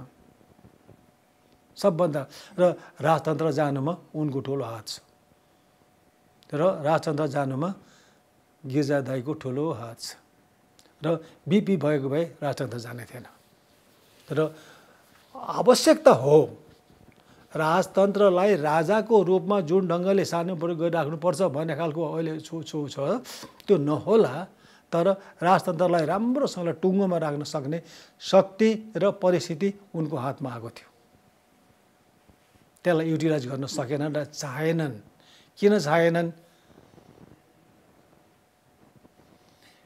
बिपी इन्दिरा गान्धीले चाहे जसरी प्रयोग हुन चाहेनन् त्यसैले र अर्को नेपालको अस्तित्वको लागि नेपाली काङ्ग्रेस भित्रै आएर राजासँग सहकार्य गर्नु आवश्यक बन्यो भन्ने बिपी अथवा नेपाली काङ्ग्रेस तपाईँहरूको मान्यता भयो त्यो बिपीबाट गराउन नसकेको कुरामा के माओवादी प्रयोग भएको हो तपाईँलाई कस्तो लाग्छ यो हामीले त्यो परिप्रेक्ष्यमा हेर्दाखेरि राजा ज्ञान वीरेन्द्रले नै त्यो कुरो राम्रोसँगले सञ्चालन गर्नुपर्ने उनले बुझेनन् र बिपीले उनलाई स्पष्टै नभनेको होइन स्पष्टै भनेको हो तर त्यसलाई इम्प्लिमेन्ट गर्नको निमित्तमा राजाले नसकेको हो कि नदिएको हो कि त्यो चाहिँ उही जानुहोस् है तर त्यो विषयमा बिपी कोइरालाले स्पष्टै भनेको राजालाई र त्यसपछि जन्मसङ्ग्रहको बेलामा पनि स्पष्टै भनेको हो कि यो गलत ढङ्गले जाँदैछ तर यसलाई भए पनि हामीले युटिलाइज गर्नुपर्छ भनेर मात्रै भनेको हो नि बिपीले त है त त्यो बेलामा राजा सम्बन्धमा र शाही सम्बन्धको र बिपीको जुन उ थियो हो यो कुरो गलत ढङ्गले बुझाइयो बुझ्नेले पनि गलत ढङ्गले बुझे बुझ्दा बुझ्दै पनि गलत ढङ्गलाई नै प्रश्रय दिए म त्यो भन्छु गलत ढङ्गले नै प्रश्रय दिए यो कुरो र त्यो जन्म सङ्ग्रह गराउँदाखेरि जन्म सङ्ग्रहको जुन ढङ्गको परिणाम हुन्छ भन्ने कुरो बिपीलाई थाहा छँदै थियो र पनि जन्म सङ्ग्रह गराए तर किन गराए भन्दा एउटा के अरे स्टेप यो हुन्छ है भनेर गराए हो तर त्यो जन्म सङ्ग्रहको रिजल्टको निमित्तमा राजा पूर्ण दोषी छ राजालाई गर्नु लगायो त्यो बेग्लै कुरा हो यसो गर्दाखेरि यसो हुन्छ भनेर उसलाई जुन प्रोक्सी गर्यो के अरे ऊ गर्यो त्यो बेग्लै कुरा हो तर के भने राजाले बुझ्नु पर्थ्यो नि त किन बिपीले त स्पष्ट भनेका थिए नि स्पष्ट भनेका थिए र पछिबाट जुन के अरे 12 बुँदेको सम्झौता भयो भने हो त्यहाँ बिपी गिर्जा प्रसाद बाहिर जानै हुँदैन थियो गलत कुरा गरेको एकदम गलत उसको बिपीलाई फाँसीको सजाय हुँदै गर्दाखेरि पनि बिपीले यो खालको कुरा त एग्रिमेन्ट गरेर गएन नि त बिपीको भाइले त्यो खालको गर्न सुहाउँछ सुहाएन सुहाउँदैन थियो मेरो विचारमा तर उनले गरिदिए किन भन्दाखेरि उनलाई सबभन्दा ठुलो राष्ट्रपतिको कुरा ख्वाब चल्यो सबभन्दा ठुलो राष्ट्रपति आखिरमा राष्ट्रपति हुन पनि पाएन भयो अर्को राष्ट्रपति के भयो त फर्स्ट राष्ट्रपति भयो बिपी गिर्जा प्रसाद हुँदा पनि त्यही नहुन्थ्यो त्यही हुन्थ्यो त्यहाँभन्दा अरू त केही पनि हुन्थेन भने तर उनले त्यो कुरा जुन उनको हातमा आएको थियो नि त्यो 56 सालको इलेक्सनमा अरूको पार्लियामेन्ट जुन पास गरेको थियो नि त्यहाँभन्दा ठुलो म्यान्डेट अरू कहिले कसैले कहीँ पनि पाउँदैन र उनको बेलामा उनको हातमा त्यो सबको त राम्रो आएको थियो र उनले त्यसलाई राम्रोसँगले युटिलाइज गर्न सक्थे गरेनन् किन गरेनन् ख्वाब ठुलो भयो एम्बिसन ठुलो भयो त्यो एम्बिसन गलत एम्बिसन त्यो एम्बिसन त बिपीलाई अगाडि दिएको हो नि एम्बिसन मलाई एउटा भनौँ न पोलिटिक्सको उसमा जस्तो 56 सालको संसद प्रतिनिधि सभा निर्वाचित प्रतिनिधि सभा हो प्रत्यक्ष रूपमा र त्यसलाई एउटा राजनीतिक प्रयोजनका लागि बिउताइयो पछि उसमा संवैधानिक रिक्तता नहोस् भन्ने हिसाबले तर त्यो संविधान त्यो माओवादीहरू मनोनित भएर आए त्यसमा तर त्यो संविधान त्यो प्रतिनिधि सभाले जन्मिन नै बाँकी अथवा निर्वाचन बाँकी संविधान सभालाई के निर्देशन दियो भने पहिलो यस तिम्रो पहिलो बैठकले तिमीले राजतन्त्रलाई उन्मूलन गर्छौ भएर एक्चुअली त्यसको स्वायत्तता र त्यसको सार्वभौम हैसियतलाई कुण्ठित गराउने कोसिस गर्यो जस्तो लाग्छ यो के सामान्य अथवा मान्य उहरू हो त्यो प्रक्रियाहरू अथवा यी यस्ता निर्णयहरू म तपाईँलाई योभन्दा अगाडि तपाईँले सोधेको प्रश्नको जवाबलाई अलिकति क्लियर गर्न चाहन्छु। जब त्यो संविधान सभाको सभापति भएर म बसेँ, त्यस बेलामा अनि घोषणा गर्नुभन्दा अगाडि एकपल्ट डिक्लेयर भयो नि, यो कुरा भएन हो। त्यो बेलामा मैले के भनेको थिएँ भने बहस गर्न देऊ न, 1 महिना 2 महिना 3 महिना राजा यो देशमा रहँदैन, अब रहनु हुँदैन या रहनुपर्छलाई पनि बोल्न देऊ न। एकजनाले बोलेको थियो नि, एकजनाले बोलेको थियो, चन्द्रबहादुर गुरुङले बोलेको थियो, तर त्यसलाई तुरुन्त हसप गरायो, बोल्नु दिएन। त 1 महिनासम्म हल्लोस् न, यो देशमा राजा चाहिँदैन भन्ने कति रहेछ, राजा चाहिन्छ भन्ने के रहेछ या चाहिँदैन भन्ने के बुझ्छ, यी सब कुराहरू भयो भनेदेखि भयो अनि देशको जनताले बुझ्छ त राजा चाहिन्छ या चाहिँदैन या राजा यो हो या होइन भन्ने खालको कुरा हुन्छ। यो गर्न देऊ न भन्दा त्यो बेलाको नेता होइन यो हुन्छ भने तुरुन्त भन्ने नेताहरू थुप्रै भए। नेपाली कङ्ग्रेसका मान्छेहरू पनि त्यसलाई स्टेजमा नाचेको देखिहाल्नु भएको छ। त्यो स्टेजमा जान हुन्थ्यो या हुँदैन त्यो तपाईँ आफै विचार गर्नु होला है। अनि 1 महिनासम्म यो बहस चलोस् भन्दा कसैले अहिले तुरुन्त यो हो हुन्छ हुँदैन बस यही। त यो खालको कुरा किन गराइयो हेर्नुहोस्। एउटा त संविधान सभालाई चुनाव हुने जरुरतै थिएन, किनभने पार्लियामेन्टले यत्रो पास गरेको थियो। त्यतापट्टि राजा बोल्नु पनि सकेन, बोल्न पनि चाहेन। किन भन्ने चाहेन भन्दा मलाई फ्याँक्दैन नै, ठिकै छु म भनेर बस्यो ऊ पनि। तर यतापट्टि के गरिबस्यो भन्दाखेरि गिरिजाप्रसादलाई अरू मान्छे, मैले त त्यो बेलामा म पार्लियामेन्टमा छुइनँ। म पार्लियामेन्टले पास गर्दाखेरि म धनगढीमा उहाँ पुगिसकेको थिएँ। धनगढीबाट मैले भन्दै आउँदाखेरि मलाई पोखरामा तिमीले त राजा राख्नुपर्छ भन्यौ नि भनेर मलाई पेपरवालाहरूले एकदम हो मैले राजा राख्नुपर्छ र भनेको होइन। भने क्या हिजो भाषण मारेको तिमीले भन्यो। मैले भनेको होइन, पार्लियामेन्टले भनेकै हो। यो फल्ना दिनमा फल्ना बसेको कुनै कति गतेको फल्नाले पार्लियामेन्टले के पास गर्यो, यो पास गरेको यो यो यो हो कि होइन भन्दाखेरि त्यो त हो तपाईँहरूको पार्टीले गरेको छैन। सारा पार्टीका मान्छे पार्लियामेन्टमा छन्, सभापति पार्लियामेन्टको मान्छे, महासचिव पार्लियामेन्टको मान्छे, डेपुटी पार्लियामेन्टको मान्छे, कोषाध्यक्ष पार्लियामेन्टको मान्छे। अनि मैले के गर्नु, म त पार्लियामेन्टमा छैन। त यो पार्लियामेन्टले गरेको कुरा मैले भनेको हो, मैले आफूले कहाँ भनेको र भन्दा एउटा पेपरले पनि लेखेन। बुझ्नुभयो यो कुरा। मलाई अर्को एउटा अलिकति आश्चर्य कुरा कस्तो भने त्यो जब घोषणा भयो राज संस्था उन्मूलनको, त्यसपछि दाइले विभिन्न मुलुकका आसनबाट त्यो सन्देशहरू पढ्दाखेरि इन्डियाको मात्रै राष्ट्रपतिको अथवा सभामुखको सायद सन्देश आयो गणतन्त्र भएकोमा। त्यसमा अलिकति प्री स्टेज जस्तो त्यो लाग्ने त्यो घोषणाको। अनि यो मैले अघि भनिहालेँ नि, यसको इम्प्लिमेन्ट गर्ने भन्ने खालको कुराहरू बडा हुइममा भयो, एकदम हुइममा भयो।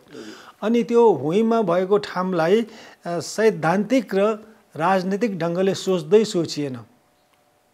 त्यसलाई राजनैतिक ढङ्गले सोच्न र विचार गर्नु र दिनहुँदीमा नेपाली कङ्ग्रेसको नेताहरूलाई प्रशस्त मात्रा टाइम पाएको हो।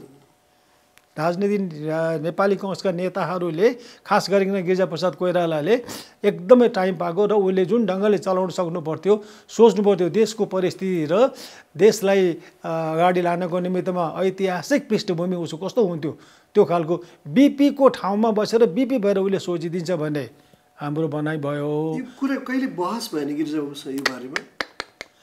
यो सङ्घर्षको दरमियानमा भाग्दै ठिक भयो। सङ्घर्षको दरमियान पछाडि गिरिजाप्रसाद कोइराला राजासँग भेटघाट गर्ने, अरूसँग कुराकानी नगर्ने भयो। एकैचोटि पार्लियामेन्टमा पास भयो। पार्लियामेन्टमा पास भएर हामी ढुक्क भयौँ। म चाहिँ ढुक्क भएको थिएँ, प्रतिनिधि सभाको हो। तर त्यसलाई कार्यान्वयन गर्नको निमित्तमा जान्छ नेपाली कङ्ग्रेस भन्ने मेरो सोचाइ, तर गइदिएन।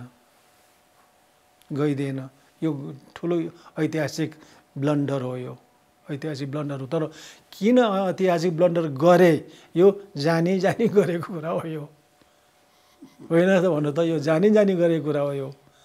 र मैले के सोच्छु भने बिपी भए यो गर्ने थिएनन्,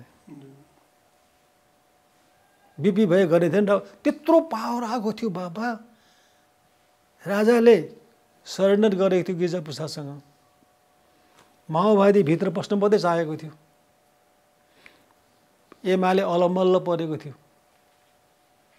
माने नेपाली कङ्ग्रेसमा पनि त्यो कुरो त थिएन, तर नेपाली कङ्ग्रेसले त मौका पाएको थियो नि त, र सरसल्लाह गरेर त्यो ठक्क बसेको भए त हुन्थ्यो नि। तर त्यसमा राजाको हात गलत ढङ्गले चल्यो। पार्लियामेन्टले यो पास गरेको छ, यो संविधान सभाको चुनाव हुनु हुँदैन, यो मात्रै गर भन्ने भएदेखि कसले गर्थ्यो चुनाव? कसैले पनि गर्न्थेन। गर्थ्यो भन्नुहोस् ल, त विचार गर्नुहोस्। अहिले पार्लियामेन्टले यत्रो पास गरेको छ, त्यो सानो ऊ हो भन्नुहोस् त लु। एउटा कुरो त के भने त्यो 56 सालको इलेक्सनबाट आएको पार्लियामेन्ट रिज्युम हुनु नै ठुलो कुरो हो, सबभन्दा ठुलो रिसेट हुनु नै ठुलो कुरो हो त्यो। त्यसलाई लिएर उसको प्रधानमन्त्री गिरिजाप्रसाद कोइराला हुनु अर्को ठुलो कुरो हो, र त्यो पार्लियामेन्टले त्यत्रो पास गर्नु अर्को ठुलो कुरो हो। त्यो माओवादीले केही बोल्यो भन्नुहोस् त त्यो पास गर्दाखेरि? एमाले केही बोल्यो? कोही बोलेको छैन, सर्वसम्मतले पास भएको छ। तर त्योसँगै अर्को के भयो भने त्यसपछि भारतको जुन विदेश सचिव आयो, उसले दिल्लीमा गएर के स्टेटमेन्ट दिए, हामी नेपाली जनताले जे चाहन्छन् त्यसको त्यो चाहना विपरीत जाँदैनौँ भनेपछि बाबुराम भट्टराईले के गरिदिनु भनेदेखि निरङ्कुश राजतन्त्रको अन्त भनेको राजतन्त्र भनेको निरङ्कुश नै हुन्छ। त्यसमा भारतको त्यो बेलाको के देखिन्छ भनेदेखि नेपाली जनताको आकाङ्क्षालाई माओवादीले प्रतिनिधित्व गर्छ भन्ने उनीहरूको देखियो। त्यो हो, तर यही के अरे उसले राजाको के अरे अधिकार कटेल गर्नुपर्छ भनेर दिल्लीमा कुराकानी हुँदाखेरि यसरी होइन राजा मान्छ र भने यसैले भने हो। त्यसलाई बोल्नु लगाएको बोल्यो, त्यो कसलाई थाहा छैन, त्यसलाई बोल्नु लगाएको बोल्यो। तर त्यो कुरो उसले बोलिकन पनि राजा र गिरिजाप्रसाद कोइरालामा जुन स्ट्यान्ड हातमा आएको थियो नि, त्यसलाई छोड्नु हुँदैन थियो नि।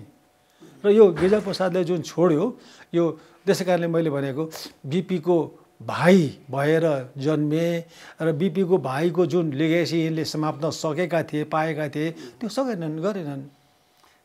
अब अगाडिको के त अब यो भनौँ न, त्यो एउटा जेनेरेसन जुन जेनेरेसनले 7 सालदेखि अहिलेसम्मको राजनीतिक कोर्समा सहभागी, त्यो त सकिँदैछ। दाइ सायद अपवाद एउटा बसिराख्नु भएको छ। तर अब के त नेपाली कङ्ग्रेसको बिपीले भनेको एउटा आशा छ होला, तर नीति कार्यक्रम सिद्धान्तमा स्पष्टता नदेखिएको नेपाली कङ्ग्रेस र व्यक्तिहरूको भनौँ न वर्चस्वबाट चलेको नेपाली कङ्ग्रेसले भोलिको राजनीतिमा कस्तो योगदान पुर्याउन सक्छ त? यो अब एक दिन यस्तो खालको पनि दिन आउँछ होला, नेपाली कङ्ग्रेसले अहिले जुन ढङ्गले सञ्चालन गरिराखेको छ र गर्दैछ, र यसमा पूर्ण रूपले यदि जस्तो मलाई तपाईँलाई यसलाई एउटा दिन्छु, म यहीँ यो घरमा बस्न आउँदाखेरि यहीँको मान्छे पढे लेखेका मान्छे हुन्, ठुलो जागिर इन्डियाबाट जागिर खाएर आएको मान्छे हुन् भने उनले के भनेका छन् भने इलेक्सन भइसकेको थियो,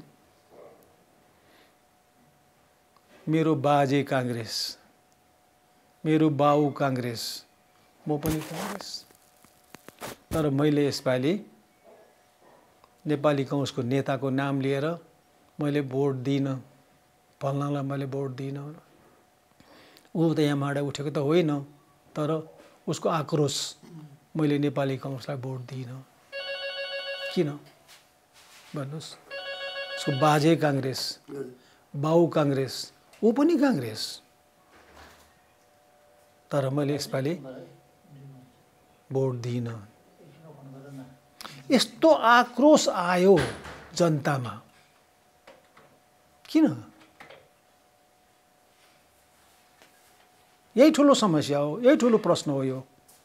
यसको उत्तर कसले दिने? अब म इलेक्सनको बेलामा इलाम गएँ, इलाम गएर म बेलुका 5 बजीतिर पुगेको थिएँ।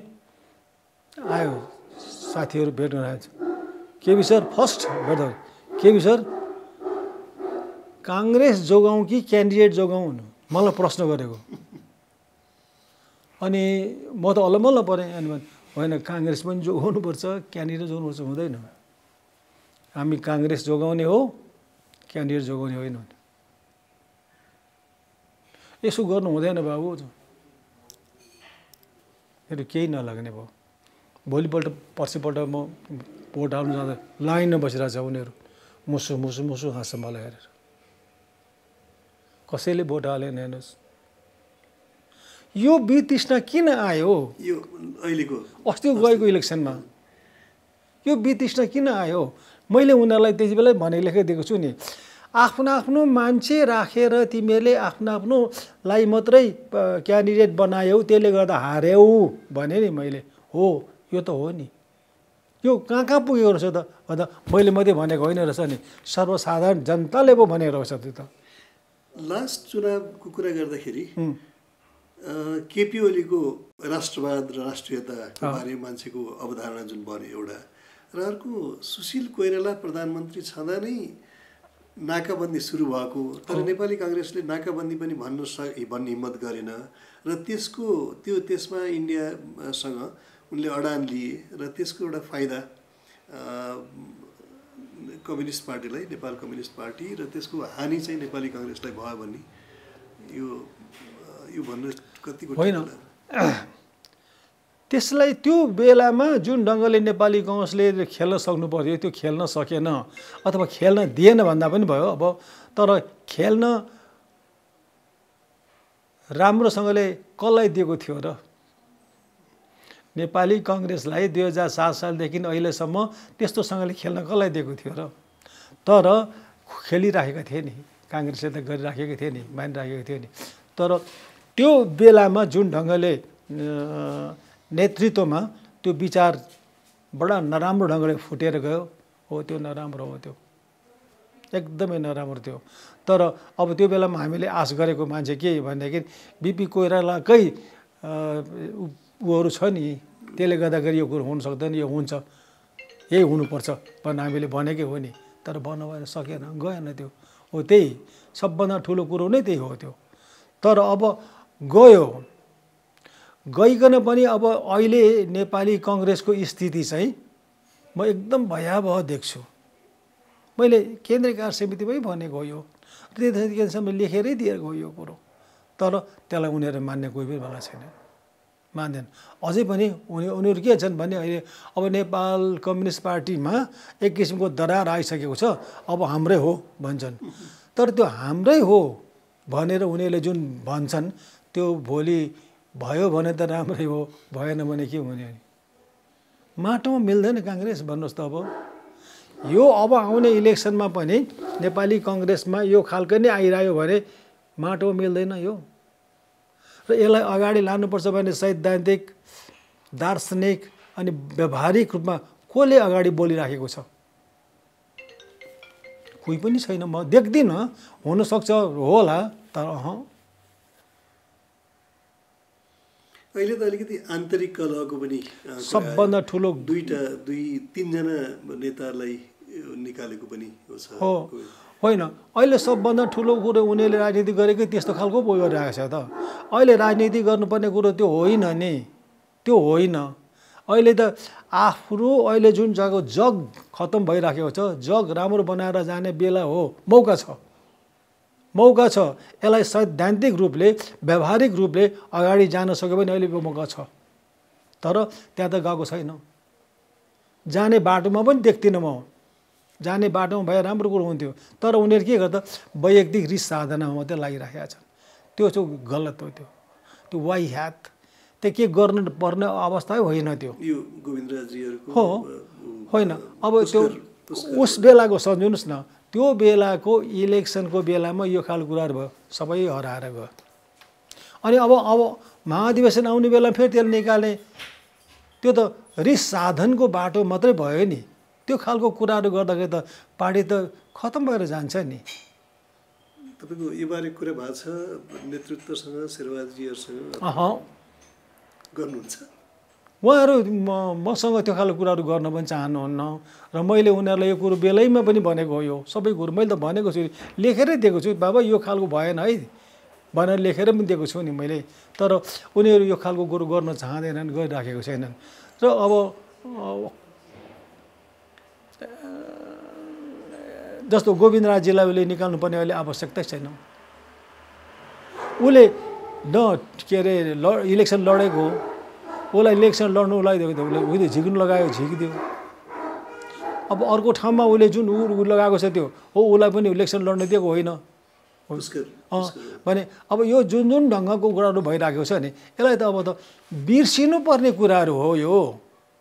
यसलाई यसरी यो बेलामा ल्याएर के फाइदा हुन्छ? अब अर्को इलेक्सनमा त्यसले त्यतिकै विरोध गर्छ। अब अहिले सजिलो छ, पार्टी फुटेर गइदिन्छ। कसले रोक्नु सक्छ? सबभन्दा ठुलो कुरो त सैद्धान्तिक रूपमा अहिले नेपाली कङ्ग्रेसमा कोही छ? कोही पनि छैन। इलेक्सनका सम्बन्धमा त्यो बेला पनि त्यस्ता खालका कुराहरू नआएका होइनन्, आएकै हुन् नि। किसनजीलाई हराउनुमा कसले के गर्यो भन्ने कुरो सबैलाई थाहा छ। सूर्यबाबुलाई हराउनु पर्यो भन्दा पनि सबैलाई थाहा छ 15 सालमा। तर यो कुरो आएन नि, कहीँ पनि आएन नि। किन? पार्टीभित्र त्यो खालको कुराहरू ल्याउनु नै हुँदैन भन्ने खालको कुराहरू भयो। हो, एक दुईजनाले गऱ्यो होला नि, बेग्लै कुराहरू। अब हामीले त टिकट किन्नु त होइन, हामीलाई त टिकट दिएर अनि पैसा लिएर बाबु राम्रोसँग इलेक्सन लड्दा हो भनेर दिएको। अब अहिले त टिकटै किनेर आएर अनि त्यसपछि इलेक्सन लड्ने।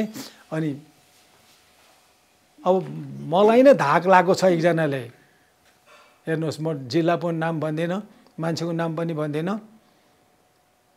गाउँमा किन जानु केपी सर?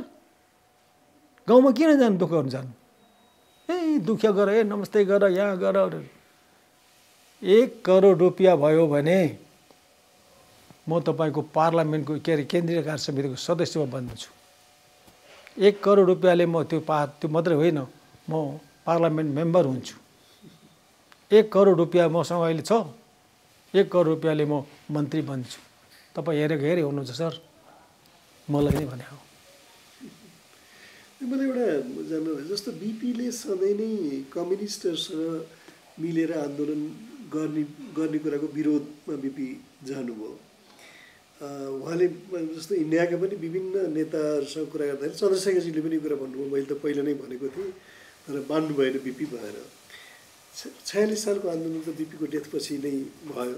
त्यसमा कम्युनिस्टहरूसँग सहकार्य भयो 62-63 पनि। र अन्ततः नेपाली काङ्ग्रेसले कम्युनिस्टको माओवादीको एजेन्डा पनि स्वीकार गर्यो, नेतृत्व पनि स्वीकार गर्यो। यसलाई कसरी हेर्ने? एउटा नेपाली काङ्ग्रेसको इतिहास र मान्यताको विचलनको रूपमा हेर्ने अथवा त्यसलाई एउटा उचित कदमको, राजनीतिक कदमको रूपमा हेर्ने? होइन, अब यो गेजा दाई हुँदैखेरि मैले यो कुरो भनेको थिएँ। यस ढङ्गले जुन हामीहरू जाँदैछौँ यसले हामीलाई कहाँ पुर्याउँछ? यो खालको कुरा त सोच्नुपर्ने हो नि। अब यो कुरो के अरे जनमत सङ्ग्रहको बेलामा बिपीले भनेको कुराहरू भनेको यो झापामा त्यस बेलामा टाउको कटुवाहरूको बडा बिगबिगी थियो। झापामा टाउको कटुवामा मात्रै थियो, अरू काङ्ग्रेसहरू कोही हुँदैन थियो, सबै डराउँथे। त्यो बेलामा झापामा बिपीलाई भनेको, बाउ झापामा चाहिँ हामीले अर्कै ढङ्गले राजनीति गर्नुपर्छ होला, यहाँ गाह्रो छ भनेर भन्दा बिपीले के भनेको, तर 10 वर्ष पछाडि प्रजातन्त्र आउँछ भने म पर्खिन्छु, तर म यो काम गर्दिनँ भन। बिपीले आफ्नो कार्यकर्तालाई भने हो यो। तर उनको भाइले त्यो कुरो गरेनन्। सबभन्दा ठुलो त किन गरेनन् त? त्यस्तो खालको परिस्थिति आयो र बिपीले भनेको, बिपीको सिद्धान्त दर्शन आदर्शलाई फ्याँक्नुपर्ने दिन आएको थियो त? म देख्दिनँ फेरि। होइन, यो यसो हेर्दाखेरि यो एकदम आमूल परिवर्तन नै आउनुपर्छ जस्तो खालको छ। तर आमूल परिवर्तनको निमित्तमा कुनै किसिमको एउटा साइन आउँछ नि, त्यो साइन अहिलेसम्म देखेको छैन। आमूल परिवर्तन चाहिँ आउनुपर्छ, आउँछ, तर त्यसमा रिफाइन भएर त्यसमा एमेन्ड भएर आउनु पनि सक्छ, तर त्यसमा पनि अहिलेसम्म केही देखिएको छैन। कसै पनि बाटो यसरी जाउँ भन्ने चाहिँ कोही पनि छैन। हेर्नुहोस्, अब तपाईँले मलाई तँ पनि बोल्नुहोस् न भनेर भन्नु होला। अब म त हेर्नुहोस् 87-88 वर्षको मान्छे, घरबाट बाहिर निस्कनु कति गाह्रो हुन्छ, त यो खालको कुराहरू मैले खालि गर्ने मात्रै हो। मैले यो जस्तो नेपाली कङ्ग्रेसको फेरि अलिकति दुःखद एउटा 2-3वटा उदाहरणहरू, गणेशमानजी अन्तमा नेपाली कङ्ग्रेसको रहनु भएन, किशुनजीले पनि यो आयातित एजेन्डामा नेपाली कङ्ग्रेस प्रवेश गर्यो, म सम्बन्ध राख्दिनँ भनेर अलग हुनुभयो। हो त्यो दाइले यो सबै कुराहरूलाई कसरी हेर्नु भएको छ त? मैले यो कुरो के अरे गणेशमानजीलाई त भन्न गइनँ। मैले के अरे गणेशमानजी गइसकेपछि नै होला, उहाँहरूको यो अन्तिम महाधिवेशनको बेलामा म महासचिव नै थिएँ। मैले किशुनजीलाई इन्भाइट गर्न गएँ। त्यस बेलामा त उहाँको उतापट्टि पनि थियो। अनि उहाँले मलाई भन्नुभयो, ए बाबु इन्भिटेसन, अब उहाँ त भूतपूर्व प्रेसिडेन्ट हो, अनि काङ्ग्रेस छोडेको त थिएन, अनि तपाईँ महाधिवेशनमा यो फल्ना दिन महाधिवेशन अनि त्यति बेला उहाँ उसको घरमा हुनुहुन्थ्यो, के अरे बाडेगाउँ शरद सिंह भण्डारी हो। शरद सिंह भण्डारी पनि बाडेगाउँ गइसक्नु भएको थियो कि मालेगाउँ होइन, सरी। अनि शरद सिंह भण्डारी पनि त्यहीँ हुनुहुन्थ्यो। अनि उहाँले के भन्नुभयो, हजुरलाई यस्तै निम्तो अर्को पनि आउँछ भन्नुभयो। अनि किशुनजीले अनि मैले के गर्नु बाबु भन्नुभयो। अनि मैले भने दुबईमा जाने किशुनजी, तपाईँको ब्रह्मले जे देख्छ त्यो भनेर आउने, हामी त्यो चाहन्छौँ। नेपाली कङ्ग्रेसको फाउन्डर मेम्बर तपाईँ, नेपाली कङ्ग्रेस अहिले यहाँ पुगेको छ र अब त्यो ठाउँमा तपाईँलाई फेरि हामीहरू बोलाउँदैछौँ र तपाईँले अहिले नेपाली कङ्ग्रेसलाई त्यो बेलादेखि अहिलेसम्म जे देख्नु भएको छ, जे सुन्नु भएको छ, जे बुझ्नु भएको छ त्यही भनेर आउने, दुवै ठाउँ जाने। मैले यो भने, तर आउनु भएन। म चाहन्थेँ उहाँले आएर बोलिदिएदेखि हुन्थ्यो, तर नेतृत्वमा पनि बडा ठुलो कमजोरी भयो क्या, बडा ठुलो कमजोरी भयो। मैले गएर त्यहाँ बोलेँ भने त्यो यो कमजोरी गलत हो, गलत हो। उहाँहरूले भनिदिनु पर्थ्यो, यसरी यो बाटो बिराउँदैछ नेपाली कङ्ग्रेसले। सैद्धान्तिक रूपमा र वैचारिक रूपमा किशुनजीलाई कसैले पनि भेट्दैन थियो नि, यहाँ भेट्दैन थियो नि, तर त्यो उहाँले प्रयोग गर्न सक्नु भएन। सबभन्दा ठुलो कुरो यो भयो। मलाई के अरे जन्मसगरको बेलामा श्रीभद्र शर्माजीले एउटा कुरा लेख्नु भएको छ, तपाईँ पढ्नुभयो होला तपाईँले। त्यो बेला मलाई के लाग्यो भने श्रीभद्र शर्माजीले जो भन्नु, बिपीले मसँग साथी छैनन्, छन्, गणेशमानजी हुनुहुन्छ, किशुनजी हुनुहुन्छ, मेरै भाइ गिरिजाप्रसाद छन्, तर श्रीभद्रजी मसँग अहिले साथी छैन, मैले जो भन्छु त्यो विचार गर्छु, त्यो खालको कुरालाई लिएर राखिदिने मान्छे छैन भनेर भन्नुभयो भनेर श्रीभद्र शर्माले लेखेको छ। अनि त्यस बेला मलाई कस्तो लाग्यो भने ओहो यस्तो नेताहरूले पनि, अनि उहाँले के भन्नुभएको छ, मेरो भाइ गिरिजाप्रसाद कोइरालालाई मैले भाइ मात्रै देख्छु, र ऊ भाइ मात्रै हो, र उसबाट उसले मलाई के दिन्छ जस्तो मलाई लाग्दैन, म उसलाई सोध्दिनँ। गणेशमानजी बहादुर हुनुहुन्छ, आँटी हुनुहुन्छ, साहसी हुनुहुन्छ, तर मलाई अहिले जे चाहिएको छ म त्यो उहाँबाट लिन सक्दिनँ, मलाई दिन सक्नुहुन्न। अनि किशुनजी बडा विटी हुनुहुन्छ, पढेको हुनुहुन्छ, विद्वान हुनुहुन्छ, तर उहाँ कहिले गम्भीर हुनु भएन, यो दोष लागेको छ। अनि मैले अहिले पछिबाट यो कुरा सोच्दाखेरि साँच्चै नै बिबीले साथी नभेटेकै हो, साथी नभेटेकै हो जस्तो लाग्यो। किनभने त्यहाँदेखि पछाडिको परिस्थिति उनीहरूको हातमा कस्तो राम्रो राम्रो परिस्थिति आएको थियो। बिपीको बेलामा त्यो आएन यत्रो परिस्थिति, तर उनीहरूको हातमा त आयो नि, तर युटिलाइज गर्न सकेनन्। पक्का हो यो, बिपीले जो भने त्यो पक्का हो भन्ने जस्तो मलाई लाग्छ अहिले। तर एउटै कुरा के भने बिपीले पछि आउँछ फेरि भनेको हुनाले म त्यति मात्रै हो, नभए म निराश छु। अनि एउटै जस्तो अहिलेको परिस्थिति हेर्दाखेरि नेपाल कम्युनिस्ट पार्टीमा फेरि असाध्यै असन्तुष्टिहरू, आन्तरिक विवादहरू बढ्या छ, पार्टी टुट्छ कि भन्ने अनुमानहरू पनि बढ्न थालेको छ र त्यो बेलामा नेपाली काङ्ग्रेस एउटा प्रमुख प्रतिपक्षको रूपमा त्यहाँ छ र त्यहाँभित्र पनि उन त कुनै अब विचार स्पष्ट मान्यता बाहिर आउने संस्कार त छैन। तर अड्कलबाजी के छ भनेदेखि नेपाली काङ्ग्रेसले कुनै किसिमको साँठगाँठ गर्छ कि सत्ताको लागि।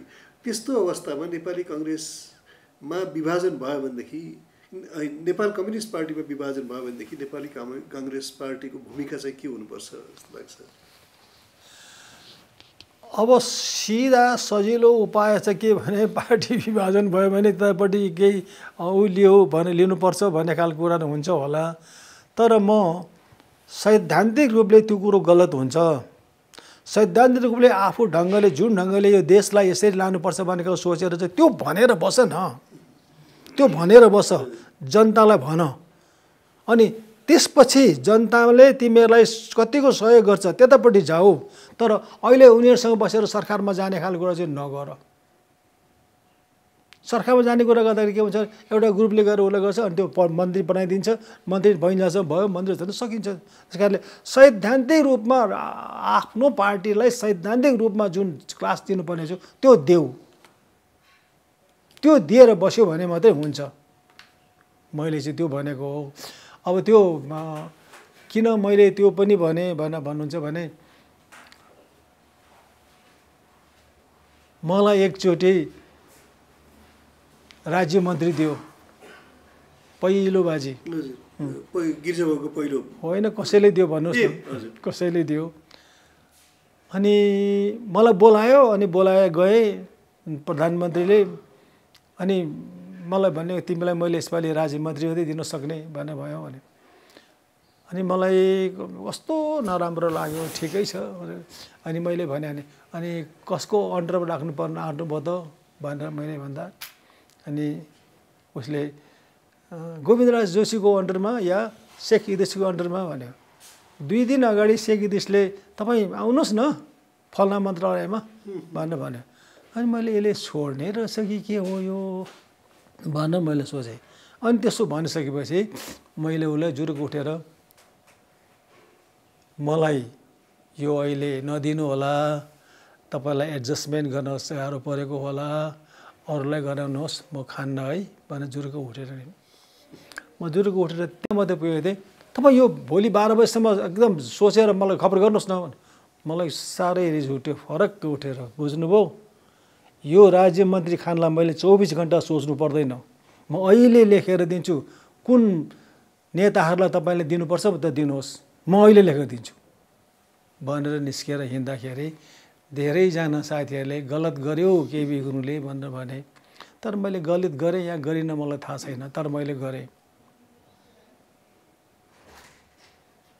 त त्यो बेलामा राज्य मन्त्री खानु भनेको सानै कुरो होइन, ठुलै कुरो थियो। तर मैले भने त यसरी केही कुराहरूमा अडान ल्याओस् भनेर म भन्दिनँ, तर यस्तो पनि त गर्दा हुँदो रहेछ नि त, नखाँदा हुँदो रहेछ नि त, के भयो त, इज्जत घटेन, नखाँदा हुँदो रहेछ त।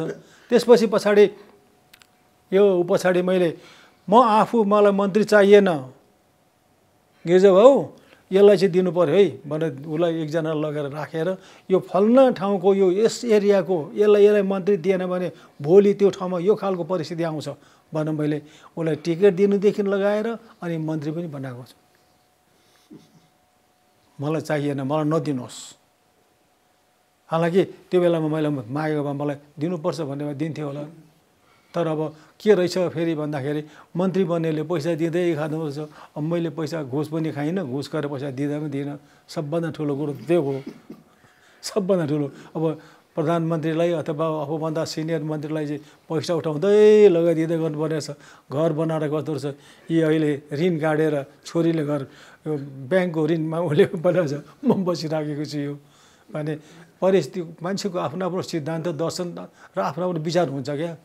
के अरे बरु मागेर खाऊ यस्तो खालको नगर भन्ने खालको पनि हुन्छन् भने कोही के भन्छन् हो 2 दिन बाँध्नु छ ऋणम कृत घृतम पिबत भन्ने पनि छन् त्यो दुवैतिर कुरा हो त्यो धन्यवाद धन्यवाद